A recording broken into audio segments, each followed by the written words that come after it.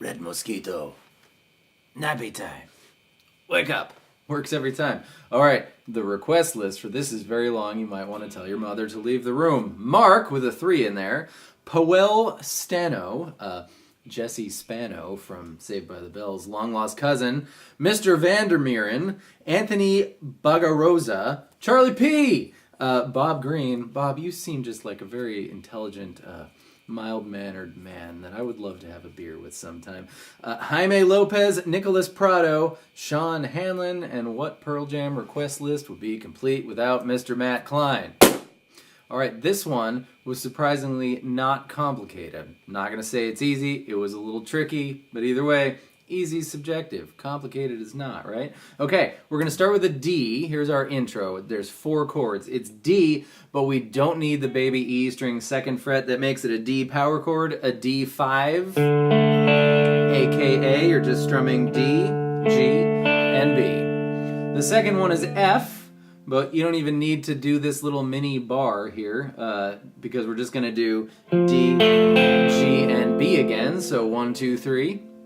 Followed by C, that's a nice easy change. And then G, but we don't need the whole G chord. We really just want to move those fingers from our C up to the E and the A strings. And you're just kind of gonna strum E, A, D, and G.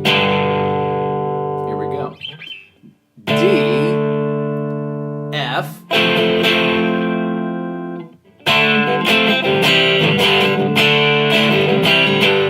D, F, C, G. Down, up, down, up, down, up, down, up. The second time, it's down, up on the D, so the D takes the place of the F also, and then 1 strum on C, and then 1 strum on G. There were some disagreements between me and the official Pearl Jam tab book. You know, I would bet my entire life that Stone Gossard did not sit down and review each of those tabs, so there's going to be some things in there that the world disagrees on. I did not think it was what it would set. What it said was D, F, C, G, D, G, C, G. I didn't think it was that. Okay, anyways.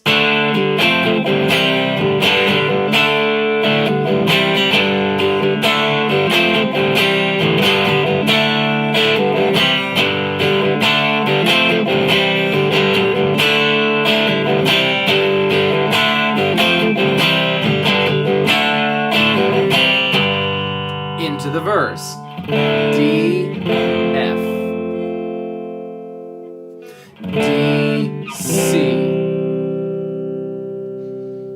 We're still using this little D5 chord. D, F. This is the 3rd line. Now, this is really cool. You play D, then you play, well, it's called C with an E in the bass. You could also call it A minor 7. But whatever you call it, you're going to do like a C chord, but leave your ring finger off. So B1 and D2, and you're just going to strum D, G, and B. And then you're going to lose your middle finger there and make the D string the 3rd fret.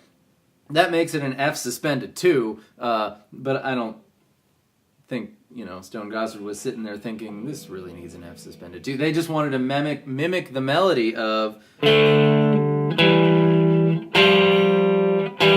right?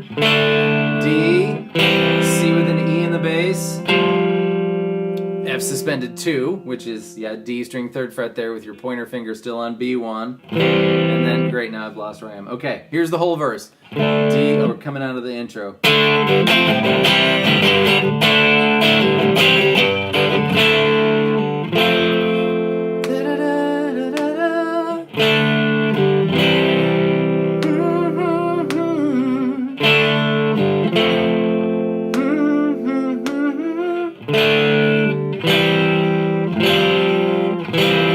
Down to your C with an E in the bass.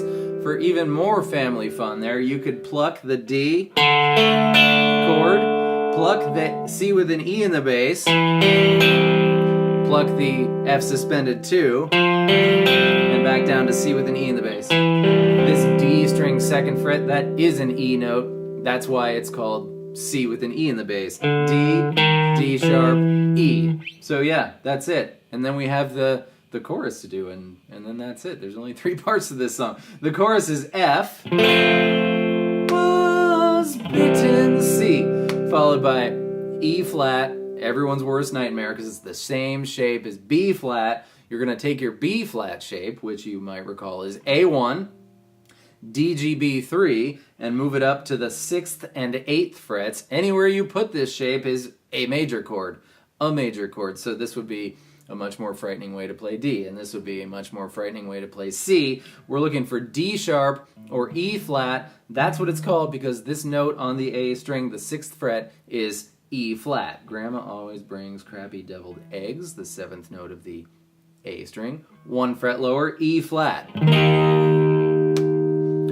If you want to avoid that, play just this much of it like you're playing an A chord down here. But then you only get to strum those 3 strings, and then B flat, which is 6, 8, 8, 7. But if you want to avoid that, play your F shape up on the 6th, 7th, and 8th frets. So 6, 6, 7, 8. And our chorus is F, C, E flat, B flat, then C, playing me, and then Stone's little cool Stone moment in this song is accomplished thusly. You're going to pluck your A string, how it is, with your C chord going, 3rd fret, D open, D2, D3, open G, and on your D3, which is the first note of your F chord for the next go-round.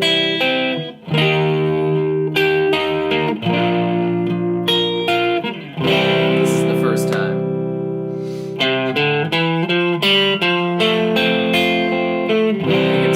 You can arpeggiate, you can strum and then arpeggiate, do whatever you want there.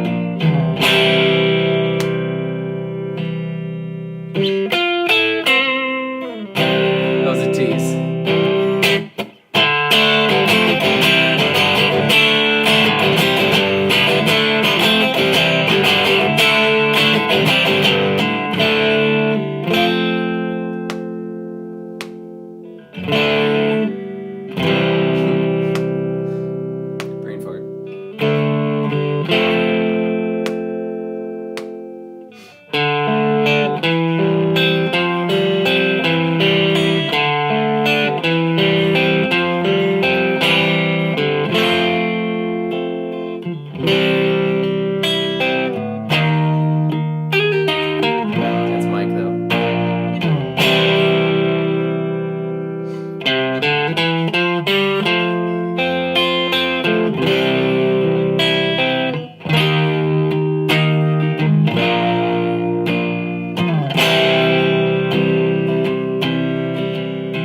And then the if I had known then what I know now, that's the same as that if I had known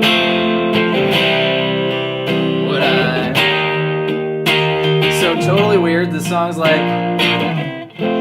like in sort of like D minor F situation, but really it's in the key of C because it's got a D, non-committal, minor, or major, an F, and a C, and a G, so that's the key of C, and then it switches to the E flat, and then it ends on a B flat, so that's totally awesome and weird. But yeah, that, ladies and gentlemen, is how you play the stone part, the rhythm for Red Mosquito by Pearl Jam, and that's all I have to say. And you've had a nice nappy time. So thank you very much for being here, and I will see you next time with more stuff. Goodbye.